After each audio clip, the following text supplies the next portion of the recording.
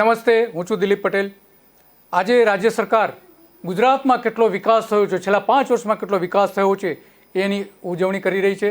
વિકાસના અનેક કામો રૂપાણી સરકારે કરેલા છે, ઘણા બધા સારા પ્રોજેક્ટનો અમલ પણ કરેલો છે। સરકારને જે વર્ષે 2 લાખ કરોડ રૂપિયા જેવી ઇન્કમ થાય છે, જેનું બજેટ છે એમાંથી મોટાભાગના વિકાસના કામો થયા છે। લોકો વેરાના પૈસા ચૂકવે છે, ટેક્સના પૈસા ચૂકવે છે, એમાંથી વિકાસ સારો એવો થઈ રહ્યો છે। રૂપાણીના માટેના સારા પ્રયત્નો પણ કરી રહ્યા છે। આજે આ અંગેનો કાર્યક્રમ પણ હતો અને એમાં નેશનલ લેવલના નેતાઓ પણ એ હાજર હતા અને એના માટે આજે આપણે કેટલાક સવાલો રૂપાણી સરકારને કરવાના છે। વિકાસની સાથે સાથે જે વિનાશ થઈ રહ્યો છે, લોકોના પ્રશ્નો ઉકેલાતા નથી, એ અંગેના ઘણા બધા પ્રશ્નો રૂપાણી સમક્ષ ઊભા છે। પરંતુ ગુજરાતની જે સૌથી મોટી બાબતો હતી એની આજે આપણે ચર્ચા કરવાની છે, મોટી યોજનાઓની ચર્ચા કરવાની છે। અનેક યોજનાઓ આજે ખુલ્લી મૂકવામાં આવી છે, એટલા માટે આજે આ ચર્ચા કરવાની છે કે જે અગાઉ જે યોજનાઓ હતી એની શું આજે પરિસ્થિતિ છે। નર્મદા વિભાગની અનેક યોજનાઓ આજે રૂપાણી અને અમિત શાહે ખુલ્લી મૂકી છે। તે બધી યોજનાઓમાં ભાજપના એક પણ નેતાઓએ દાન આપ્યું નથી, પરંતુ પ્રજાએ સરકારને આપેલા પૈસામાંથી આ યોજનાઓ બનેલી છે, જેનો આજે 200 લાઈવ પ્રસારણથી ખુલ્લી મૂકવામાં આવી હતી। એમાં નેતાઓએ પ્રવચનો પણ કર્યા હતા, ભાજપે આ નાણાં આપ્યા છે એવું પણ ઘણા પ્રવચનોમાં કહેવામાં આવ્યું હતું। કારણ કે ભાષણ એવું ક્યાંય કહેવામાં આવ્યું નહોતું કે પ્રજાના પૈસાથી આ યોજનાઓ અમલમાં આવી છે। એકી સાથે આટલા મોટા પ્રમાણમાં વિકાસના કામો પ્રજાને વાપરવા માટે આપ્યા છે, પણ તે ઘણા મહિનાઓથી બનેલા પ્રોજેક્ટો પડી રહ્યા હતા। લોકો માટે ખરેખર તે ખુલ્લા મૂકી દેવા જોઈતા હતા। વિકાસના માટેની આ યોજનાઓ છે, પ્રજા માટેની યોજનાઓ છે, સારી બાબત છે, સરકારે બનાવી છે, એ પણ ઘણી સારી બાબત છે। વિકાસ જે બની ગયા છે એને આજે લગભગ 5300 કરોડ રૂપિયાના લગભગ 300 કામો, વિકાસના કામો, પ્રજાલક્ષી કામો ખુલ્લા મુકાયા છે, એના ખાતમુહૂર્ત થયા છે। તેમાંથી 200 સ્થળોએ લાઈવ પ્રદર્શન પણ હતું અને એના કારણે ઘણા બધા બાબતો હતી। આપણે જોયું કે સવારે આ અંગે મુખ્યમંત્રીએ પણ ઘણી બધી વાતો કહીતી હતી, એના લાઈવ પ્રસારણ પણ થયા હતા। વિકાસ જે થયો છે એ કોના માટે થયો છે, શા માટે થયો છે, એ પણ આજે ચિંતાનો વિષય છે। લોકો એના માટે પ્રશ્નો પૂછી રહ્યા કે સરકાર જે લાખો રૂપિયા વર્ષે ખર્ચે છે એનો વિકાસ કોના માટે થઈ રહ્યો છે, શા માટે થઈ રહ્યો છે। નેતાઓ સાયકલ લઈને ફરતા હતા, ભારતીય જનતા પાર્ટીના નેતાઓ આજથી 26 વર્ષ પહેલાં, 20 વર્ષ પહેલાં સાયકલ લઈને ફરતા હતા, તેઓ ફોર્ચ્યુન અને BMW કારમાં ફરી રહ્યા છે। શા માટે આટલી પ્રગતિ કરી? ભાજપના નેતાઓએ પ્રગતિ કરી, પણ સામાન્ય લોકો તો ઠેરના ઠેર જ છે। જનતાએ પોતાના વિકાસ માટે નેતાઓને 26 વર્ષથી ચૂંટીને મોકલ્યા છે, જનતાનો વિકાસ ન થયો, બેરોજગારી વધી, મોંઘવારી વધી। 28 વર્ષ પહેલાંની કોંગ્રેસની અગાઉની સરકારોએ સહકાર અને ખાનગી કંપનીઓ, રાજ્ય સરકારની કંપનીઓ ઊભી કરીને એને વિકાસ કર્યો છે, બોર્ડ કોર્પોરેશન બનાવીને વિકાસ કર્યો હતો। એ હવે સરકાર ખાનગીકરણ કરીને વિકાસ કરી રહી છે। મંત્રીઓના કુટુંબનો વિકાસ થયો છે, પણ સામાન્ય પ્રજાનો વિકાસ નથી થયો। વિજયભાઈનો વિકાસ થયો છે, ભ્રષ્ટાચારનો વિકાસ થયો છે। વિજય રૂપાણીના ખાતામાં સૌથી વધુ ભ્રષ્ટાચાર થયા હોવાના એસીબીનો રિપોર્ટ 2 વર્ષ પહેલાં પણ બહાર આવ્યો હતો। દારૂ, જુગાર અને અનૈતિક ધંધાઓનો વિકાસ થયો છે। છેવાડાના માનવીની ખરીદ શક્તિ વધે તો જ વિકાસ ખરેખર કહેવો જોઈએ, પરંતુ એવું થયું નથી। માળખાકીય સુવિધાઓ વધી રહી છે, તે વિકાસ છે, પણ સાચો વિકાસ તો લોકોની આવક વધે તે છે। ભાજપ સરકાર વિકાસનો આજે આખા ગુજરાતમાં પ્રચાર કરી રહી છે, પણ વિકાસ કોને કહેવાય તે સરકાર પોતે સમજતી નથી। ચોટીલામાં ગરીબ કુટુંબો, પરિવારો કેવી હાલતમાં જીવે છે તે રૂપાણીએ રાજકોટ જતી વખતે જોવું જોઈએ, કારણ કે અહીં સૌરાષ્ટ્ર આખાનું એરપોર્ટ બની રહ્યું છે। વિમાનો ઉડાવે તો વાંધો નહીં, પરંતુ આ ગરીબ કુટુંબો ખરાબ પરિસ્થિતિમાં જીવી રહ્યા છે। વિકાસ જે થવો જોઈએ આમના માટે, ગરીબો માટે, એ અહીંયા દેખાતો નથી। શ્રીમંતો માટે ભલે એરપોર્ટ બનતું હોય, પરંતુ એની નજીકમાં જ ગરીબોની શું પરિસ્થિતિ છે એ અંગે આપણે જોઈએ કે ચોટીલામાં શું થઈ રહ્યું છે, ગરીબ લોકો કઈ રીતે જીવી રહ્યા છે। 3-4 વર્ષથી સાહેબ અમે પ્લોટની માગણી મેકેલી છે, પણ હજી અમને પ્લોટ મળ્યા નથી। અત્યારે પરિસ્થિતિ સાહેબ બહુ ખરાબ છે અમારી, વરસાદનું, વાવાઝોડાનું, છોકરા નાના છે સાહેબ, અમે અત્યારે ક્યાં જઈએ અમે લોકો? એટલે હવે સાહેબ અમે માગણી અમારી છે કે અમને પ્લોટ મળે, આટલા વર્ષો બહુ દોડ્યા અમે 3 વર્ષથી દોડા કરી છે જમીન માંગણી આપી દીધી છે મળી હજી પ્લોટ અમને મળ્યા નથી ફોર્મ સાહેબ બધું કમ્પ્લીટ છે અમારે હુકમ પણ આવી ગયો છે પણ હજી કોઈ નિરાકરણ આવ્યો નથી એનું કે અમને પ્લોટ મળે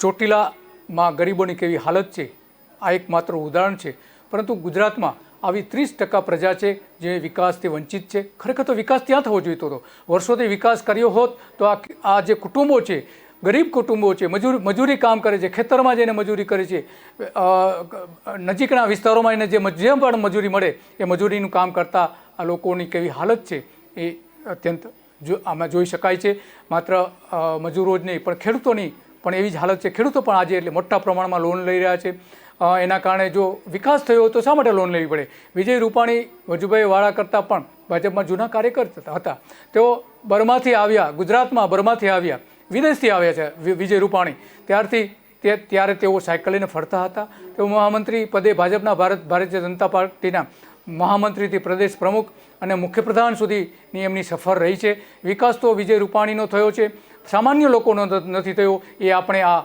જોઈએ છીએ ખેતરો અને ગરીબ લોકો શું કરી રહ્યા છે ચોટીલામાં શું થઈ રહ્યું છે જ્યાં નવું એક એરપોર્ટ બની રહ્યું છે અને સરકાર પોતે પણ એને એક મહત્ત્વનો પ્રોજેક્ટ ગણી રહી છે વિકાસની જીવાદોરીની પણ એમાં એક સમાવેશ કરવામાં આવ્યો છે ગુજરાતની જે સૌથી મોટી યોજના કહી શકાય એ નર્મદા યોજના છે અને એને વિકાસની જીવાદોરી કહેવામાં આવે છે પરંતુ ઘણી જગ્યાએ આપણે જોયું છે કે નર્મદા યોજના તો બની ગઈ પરંતુ એનો જે આર્થિક ફાયદો આર્થિક વિકાસ થવો જોઈએ લોકો માટેનો ખેડૂતો માટેનો પરંતુ એ થયો નથી નહેર ન બની અને વિકાસ ધોવાઈ ગયો છે ગુજરાતે 10 વર્ષમાં નહેર ન બનાવતા ₹1 લાખ કરોડ રૂપિયાનું કૃષિ ઉત્પાદન ગુમાવવું પડ્યું છે ગુજરાતે આ એક મોટી ખોટ પડી છે નહેરો ન બનવાના કારણે રૂપાણી સરકારને સણસણતો સવાલ છે કે શા માટે નર્મદાથી વિકાસ ન થઈ શક્યો નર્મદા યોજનાથી સામાન્ય લોકોને ફાયદો થવાનો નથી આવું કહેનારા મેઘા પાટકર ખરેખર અત્યારે સાચા પડી રહ્યા છે એવું લાગી રહ્યું છે તે સમયે ને મેઘા પાટકરનો આખા ગુજરાતે વિરોધ કર્યો હતો મીડિયાએ વિરોધ કર્યો હતો પરંતુ આજે મેઘા પાટકરની વાત સાચી પડી રહી છે જે નર્મદા સામેનું આંદોલન ચલાવી રહ્યા હતા એમની મુખ્ય માંગણી હતી કે સામાન્ય લોકોનું પહેલાં વિચારો પછી તમે બીજી બધી યોજનાઓ બનાવો પરંતુ ત્યારે ગુજરાતે એક બનીને એનો વિરોધ કર્યો હતો પરંતુ આજે એ જ સરકારો છે કે જે સામાન્ય લોકોને સિંચાઈની સુવિધા આપી શકતી નથી ખેતરોમાં પાણી પહોંચતા નથી લોકોના મનમાં સૌથી મોટો પ્રશ્ન એ છે કે ગુજરાતની અત્યાર સુધીની સૌથી મોટી યોજનામાં લોકોની કમાણી વધવાની હતી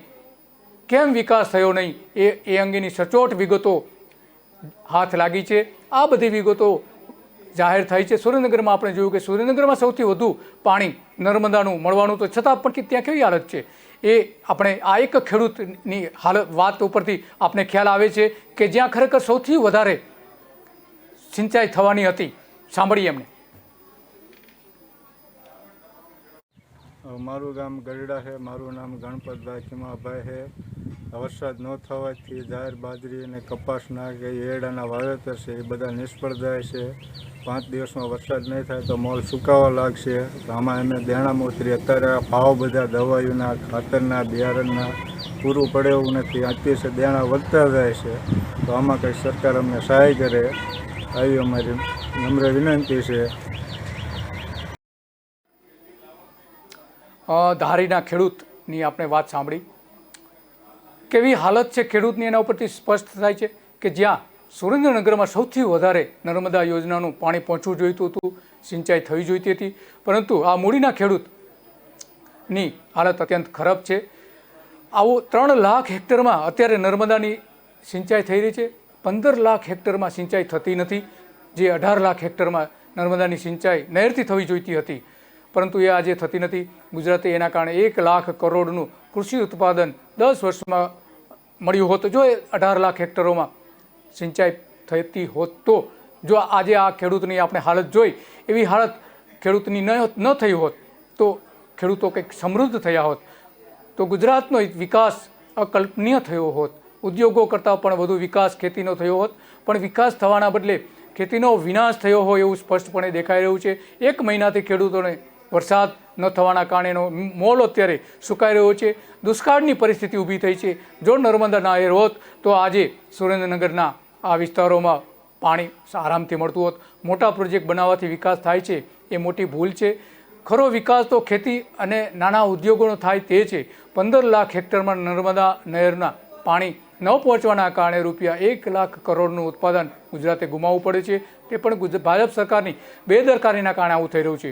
2007થી ગુજરાતમાં 18 લાખ હેક્ટરમાં ખેતરમાં સિંચાઈ થવી જોઈતી હતી, પરંતુ એ થઈ નથી. પણ ભાજપની મોદી સરકારને 3 વર્ષ માફ કરી દઈએ તો પણ 2010 એટલે કે 2007માં ખરેખર તો 18 લાખ હેક્ટરમાં સિંચાઈ થઈ જવી હતી, પરંતુ નથી થઈ. એના કારણે 3 વર્ષ આપણે બાદ કરી દઈએ તો પણ 2010થી સિંચાઈ થાય એવું ગણીએ તો પણ 10 વર્ષમાં નર્મદા યોજનાનું ખર્ચ ખેત ઉત્પાદનમાંથી નીકળી ગયું હોત અને આજે સાચો વિકાસ દરેક ખેતરોમાં, દરેક ગામમાં જ્યાં નર્મદાના પાણી પહોંચવાના હતા ત્યાં થયો હોત.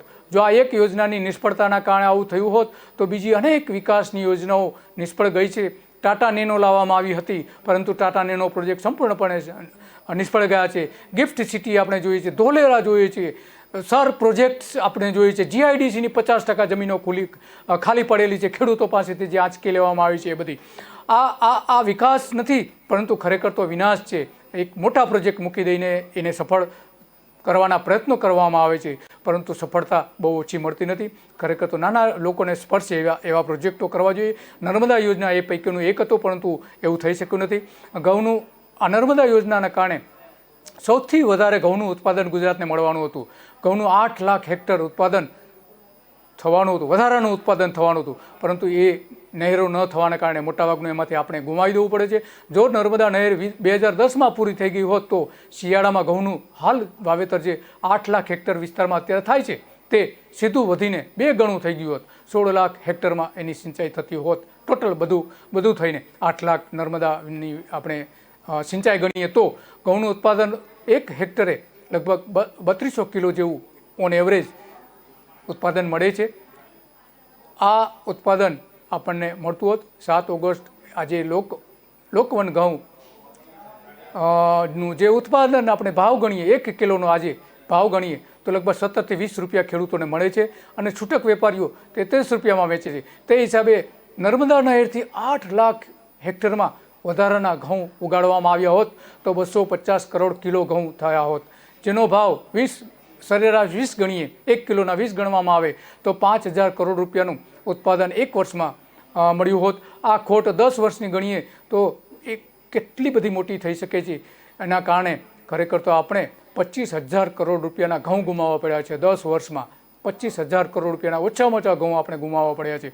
આ હિસાબે ગુજરાત આજે પંજાબ અને ઉત્તર પ્રદેશના ખેડૂતોની સાથે ઊભું હોત. ખેડૂતોની આવક મોટા પ્રમાણમાં થઈ હોત. ઓલમોસ્ટ લગભગ 2 ગણી આવક થઈ ગઈ હોત. જ્યાં નર્મદાનું પાણી પહોંચવાનું હતું ત્યાં 6 લાખ હેક્ટરનો આવો જ પ્રશ્ન એક ડાંગરનો છે. ડાંગરમાં પણ જો આ સિંચાઈ મળી હોત તો અત્યારે જે ઉત્પાદન થાય છે એમાં એના કરતાં પણ વધારે ઉત્પાદન થયું હોત. ગુજરાતમાં અત્યારે 9 લાખ હેક્ટરમાં ચોખા પાકે છે, એ વધીને 6 લાખ હેક્ટર બીજું વધારાનું એમાં ઉત્પાદન આપણે મેળવી શક્યા હોત. હેક્ટરે 2400 કિલોનું ઉત્પાદન ડાંગરમાં થાય છે. હાલના વાવેતરના આપણે વધીને 15 લાખ હેક્ટરમાં એ થઈ ગયું હોત. 6 લાખ હેક્ટર વધતા 1 વર્ષમાં 150 કરોડ કિલો વધારાની ડાંગર ગુજરાતના ખેડૂતો પકવતા હોત. ગુજરાતને એનો ફાયદો મળ્યો હોત, જેનો હાલ 1 કિલોનો ભાવ ₹15 મળે છે. છૂટક બજારમાં તેનો ભાવ 1 કિલોના 25 થી 30 રૂપિયા છે. આ હિસાબે 150 કિલોના 3 થી 4 હજાર કરોડની ડાંગરનું ઉત્પાદન 1 વર્ષમાં ગુજરાતના ખેડૂતોએ ગુજરાતે ગુમાવવું પડ્યું છે. જે 10 વર્ષના સરેરાશ કિલોના ભાવ 20 ગણવામાં આવે તો 30,000 કરોડ રૂપિયાનું ચોખા ગુજરાતે ગુમાવવા પડ્યા છે. જો નહેર થઈ ગયો હોત તો આ 30,000 કરોડ રૂપિયાનો સીધો ફાયદો ચોખામાં થયો હોત, ડાંગરના ઉત્પાદનમાં થયો હોત. ખેડૂતો એટલી આવક મેળવી શક્યા હોત, રોજગારી મેળવી શક્યા હોત, મજૂરોને ફાયદો થયો હોત. આવી જ હાલત મગફળીની પણ છે. મગફળીમાં 1 લાખ હેક્ટર ઉત્પાદન ગુમાવવું પડ્યું છે. નર્મદા યોજનાની જે નહેરો બનવી જોઈએ, પાઇપલાઇનો ખેતરો સુધી પહોંચાડવાની હતી, નહેરથી પાઇપલાઇન દ્વારા ખેતરોમાં પાણી પહોંચાડવાનું હતું, એ થઈ શક્યું નથી. એના કારણે 3 લાખ હેક્ટર વિસ્તાર જે છે એ બગીચાઓ, અનાજ, કઠોળ મળીને બીજા ₹50,000 કરોડનું નુકસાન ગુજરાતને છેલ્લા 10 વર્ષમાં થયું છે. આમ આ જે 1 લાખ કરોડ રૂપિયાનું ઉત્પાદન ગુજરાતે ગુમાવવું પડ્યું છે, જેમાં તલ છે. તલનું સૌથી મોટું ઉત્પાદન ઉનાળામાં થાય છે. ઉનાળામાં સિંચાઈ થઈ શકી હોત નર્મદાની. અનાજનું કુલ 32 લાખ હેક્ટરમાં ઉગાડાય છે. ઉનાળામાં એમાં 3.5 લાખ હેક્ટર ઉગાડાય છે. હેક્ટરે સરેરાશ 2600 કિલોનું ઉત્પાદન થાય છે. એ ઉત્પાદન વધારાનું આપણે મેળવી શક્યા હોત. કુલ 14 લાખ હેક્ટરમાં અનાજની સાથે સાથે કઠોળ પણ ઉગાડવામાં આવે છે, જેમાં ઉનાળામાં 75,000 હેક્ટરમાં કઠોળ ઉગાડાય છે. તેમાં અડદ, મગ સરેરાશ હેક્ટરે 1400 કિલોનું ઉત્પાદન થાય છે. એ જ રીતે ડુંગળીનું ઉત્પાદન આપણે સારું એવું મળી શક્યા હોત. 2 લાખ હેક્ટરમાં ડુંગળીનું વાવેતર થાય છે. એમાં પણ સારો એવો વધારો કરી શક્યા હોત, પરંતુ આપણે એનો સીધો ફાયદો નથી મેળવી શક્યા. શેરડીનું ઉત્પાદન જે અત્યારે મળે છે એ લગભગ ડબલ થઈ ગયું હોત, છતાં પણ શેરડીના ઉત્પાદન આપણે મેળવી શક્યા નથી. કપાસમાં જે અત્યારે ઉત્પાદન મળે છે એમાં પણ છેલ્લા વરસાદો ન થાય ત્યારે નહેરનું જો સિંચાઈ મળતી હોત તો સારું એવું ઉત્પાદન મેળવી શક્યા હોત. આમ સૌથી મોટો ઉનાળાનું ઉત્પાદન અને શિયાળાનું ઉત્પાદન ગુમાવવું પડ્યું છે. આ કારણસર ગુજરાતને સૌથી મોટી ખોટ પડી છે. શિયાળામાં બટાકા, જીરું, ધણા અનેક પ્રકારના જે પાક થતા હોય છે એ ગુમાવવા પડ્યા છે.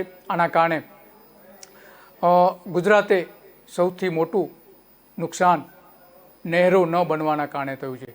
નર્મદા યોજના માટે ₹1 લાખ કરોડનું મૂડીરોકાણ ગુજરાત, એ જો એનું વળતર મળ્યું હોત, એ વળતર મળી શક્યું નથી. એનું વ્યાજ પણ સરકાર એટલા જ મોટા પ્રમાણમાં ભરે છે. એના કારણે મોટી ખોટ ખરેખર તો સરકારને પણ થઈ રહી છે. માત્ર કૃષિ ઉત્પાદન કે મૂડીરોકાણના વ્યાજ અને વળતરથી નુકસાન થયું છે એવું નથી. અનેક પ્રકારના એમાં નુકસાન પણ છે. યોજનામાં કરોડો રૂપિયાના કૌભાંડો પણ થયા છે. એ શું કૌભાંડો છે, અત્યારે શું પરિસ્થિતિ છે ખેડૂતોની, ગામડામાં શું પરિસ્થિતિ છે, એ અંગે આપણે ખેડૂત આગેવાન સાગર રબારી આ બાબતમાં કહી રહ્યા છે. ગુજરાતમાં ખેત મજૂરોની સંખ્યા ખેડૂતો કરતા વધીને લગભગ 68 થી 70 લાખે પહોંચી છે. આ ખેત મજૂરો માટે 12માસી મજૂરીની કોઈ વ્યવસ્થા નથી. સરકારે અત્યાર સુધીમાં આટલા વર્ષોમાં ખેતીમાં ઇન્ફ્રાસ્ટ્રક્ચર અને મૂલ્યવર્ધનના કોઈ વિકેન્દ્રિત ઉદ્યોગો શરૂ નથી કર્યા. એવી પરિસ્થિતિમાં ખેત મજૂરોને જ્યારે સિઝન ના હોય ત્યારે રોજગારીની શોધમાં સ્થળાંતર કરવું પડે છે. કેન્દ્રીકૃત થયેલા ઉદ્યોગોની ગંદી ઝૂંપડપટ્ટીઓમાં રહેવું પડે છે. જો સરકાર ખેત મજૂરોને ધ્યાનમાં રાખીને અને ખેડૂતોની આવક વધારવાની દ્રષ્ટિએ ખેતીમાં મૂલ્યવર્ધનના વિકેન્દ્રિત ઉદ્યોગો શરૂ કરે તો ખેત મજૂરોની સ્થિતિ સુધરે અને એમને 12 માસ રોજગારી મળી શકે. પરંતુ આવા કોઈ પણ સરકારી મૂડીરોકાણના અભાવે ખેત મજૂરોની સ્થિતિ, ખેડૂતોની સ્થિતિ અને ગામડામાં રહેતા લોકોની સ્થિતિ દિવસે દિવસે બદથી બદતર થતી જઈ રહી છે. ખેડૂત આગેવાન સાગર રબારી જે આપણે કહી રહ્યા છે કે ગ્રામ્ય વિસ્તારોમાં ગરીબી વધી છે, મજૂરો વધ્યા છે, ખેડૂતો કરતાં મજૂરોની સંખ્યામાં વધારો થયો છે. આવી ઘણી બધી બાબતો એવી છે કે જે નર્મદા યોજના ન થવાના કારણે આ સૌથી મોટો વિકાસ આપણને દેખાતો નથી. ખરેખર તો સરકારે નહેરો બનાવવા માટે પોતાનું ધ્યાન કેન્દ્રિત કરવાની જરૂર હતી. તો આ 1 લાખ કરોડ રૂપિયાનું જે નુકસાન થયું છે એ ન થાત. નહેરો જે બની છે એ પણ નબળી બની છે. વર્ષે 200 સ્થળોએ આવી નહેરો તૂટી ગઈ છે. શા માટે તૂટી છે? કૌભાંડ થયા હોય તો જ તૂટે, શા માટે નહીંતર શા માટે તૂટે? આવી અનેક ઘટનાઓ દર વર્ષે બને છે. સબ માઇનોર નહેરથી ખેડૂતોના ખેતર સુધી પાણી પહોંચાડવા માટેના અંડરગ્રાઉન્ડ પાઇપલાઇન નાખવાનું કામ ચાલી રહ્યું હતું, ત્યારે પણ વ્યાપક પ્રમાણમાં કૌભાંડ બહાર આવ્યું હતું. આ પાઇપલાઇન બનાવવા માટે 66 કરોડ રૂપિયાના ઠેકાઓ એટલે કોન્ટ્રાક્ટ આપવામાં આવ્યા હતા. એમાં મોટા પ્રમાણમાં ગેરરીતિઓ બહાર આવી હતી. એ અંગે સરકારે પણ પગલાં ભર્યા હતા. એમાં કેટલાક અધિકારીઓ પણ પકડાયા હતા. સિંચાઈ માટે 3 લાખ હેક્ટરમાં સિંચાઈ કરવા માટે પાઇપલાઇનો નાખવાનું કામ 10 વર્ષથી ચાલી રહ્યું છે, છતાં પણ નથી થયું. અને જ્યાં થયું છે ત્યાં નબળું થયું છે અને ઘણા ખેતરોમાં તો પાણી આવતું પણ નથી ના પાઇપલાઇન નાખવા છતાં. આવા જે બનાવો છે એ મોટા પ્રમાણમાં ઘણી જગ્યાએ બની રહ્યા છે. ખેડૂતોના ખેતરો સુધી પાણી ન પહોંચવાના કારણે મૂળ એનું કારણ આ કૌભાંડ છે. 3 લાખ કિલોમીટરની પાઇપલાઇનો નાખવામાં આવી છે. કૌભાંડ બહાર આવ્યા બાદ નર્મદા નિગમ દ્વારા ઠેકેદાર પાસેથી પૈસા જમા કરાવી લેવા કહેવામાં આવ્યું હતું. આવી મોટી ઘટનાઓ તો ઘણી બધી બની હશે, પરંતુ બહાર તો આ એક જ આવી છે. એના કારણે ઘણી બધી સમસ્યાઓ ઊભી થાય છે. ખેડૂતોના ખેતરો સુધી પાણી નથી પહોંચતા, તે કોન્ટ્રાક્ટરો પાસેથી એના જે પૈસા લેવાના થતા હતા, લગભગ 6 કરોડ રૂપિયાની વસૂલાત કરવાના આદેશો ત્યારે કરવામાં આવ્યા હતા. મહેસાણા શહેરના એક કોન્ટ્રાક્ટરને 6 કરોડ આપી જવા માટે કહેવામાં આવ્યું હતું. અને આ જે છે એ ઘણી બધી બાબતો આપણી સામે આવી છે. તો સરકારે એની વિગતે ચર્ચા કરવી જોઈએ. લાંચ કેસમાં આ જે બધી બાબતો બહાર આવી છે અને એના કારણે ઘણી બધી સરકારે તપાસ પણ કરવી જોઈએ. જ્યાં જ્યાં નહેરો તૂટે છે, આ 200 સ્થળોએ નહેરો તૂટી હતી છેલ્લા 10 વર્ષમાં, તો એની તપાસ કરવી જોઈએ. અને ગયા વર્ષે પણ 22 સ્થળોએ નહેરો તૂટી હતી. આ શા માટે તૂટે છે એના માટે સરકારે તપાસ કરીને પગલાં લેવાવા જોઈએ. 4 લાખ કિલોમીટરની પાઇપલાઇન નખાઈ હોવાથી એ ત્યાં સિંચાઈ થવી જોઈએ, પરંતુ ત્યાં સિંચાઈ થઈ નથી. જેમાં મહેસાણા, રાજકોટ, વડોદરા, પાટણ, અમદાવાદનો સમાવેશ થાય છે કે જ્યાં કેનાલનું નેટવર્ક પૂરું થઈ જવું જોઈતું હતું આ પાઇપલાઇનના કારણે, પરંતુ હજુ સુધી થયું નથી. નર્મદા યોજના મંજૂર થઈ ત્યારથી 90,000 કિલોમીટરની નહેરો બનાવવાની હતી, એમાંથી સરકારે પૂરેપૂરી બનાવી નથી. ઉલટાનો ઘટાડો કરી દેવામાં છે. 90,000 કિલોમીટરની જે નહેરો બનાવવાની હતી એમાં ઘટાડો કરી દઈને લગભગ 72,000 કિલોમીટરની કરી દેવામાં આવી છે. આ એક મોટી જવાબદારી સરકાર છોડી રહી છે. એટલા માટે સરકારે ખરેખર આની તકેદારી રાખીને વિકાસ કેમ થાય એ માટેના પ્રયત્નો કરવા જોઈએ. 2 વર્ષમાં ભાજપ સરકારે 18,000 કરોડના ખર્ચ કર્યું છે આ કેનાલો બનાવવા માટે, તેમ છતાં પણ એનું વળતર નથી મળતું. માઇનોર નહેરો બનાવવા માટે 2010માં એ પૂરી થઈ જવી જોઈએ હતી, પરંતુ એ પૂરી નથી થઈ. હવે આ કૌભાંડ બહાર આવતા આ બધા કામોમાં ઘણી બધી અસર પણ થઈ છે. નર્મદા બંધ જેટલા ખર્ચ નહેર અને પાઇપલાઇનમાં થયો હતો, નર્મદા બંધ જેટલો જ લગભગ ખર્ચ પાઇપલાઇનમાં થયો હતો. આ પાઇપલાઇનનું ખર્ચ એ વધારાનું ખર્ચ સરકાર ઉપર આવી પડ્યું હતું. એ સરકારની સૌથી મોટી ભૂલ હતી અને એના કારણે જ અત્યારે યોજના અટકી પડી છે. ખેડૂતોને એનો જે ફાયદો મળવો જોઈએ એ મળ્યો નથી. એટલા માટે આપણે એ સંપૂર્ણ જવાબદારી સરકારની ગણવી જોઈએ. માટે આવા પ્રશ્નો જે છે, લોકો પ્રશ્નો પૂછી રહ્યા છે, લોકોને જે તકલીફો વેઠવામાં આવી રહી છે એ કે ન્યૂઝ સમક્ષ આપવામાં આવી રહી છે. ખેડૂતો છે, સામાન્ય લોકો છે, એ પોતાની ફરિયાદો, પોતાના પ્રશ્નો મોકલી આપે છે. અને જો કોઈ લોકોને તકલીફ હોય એ કે ન્યૂઝ ઉપર મોકલી આપે. નમસ્તે.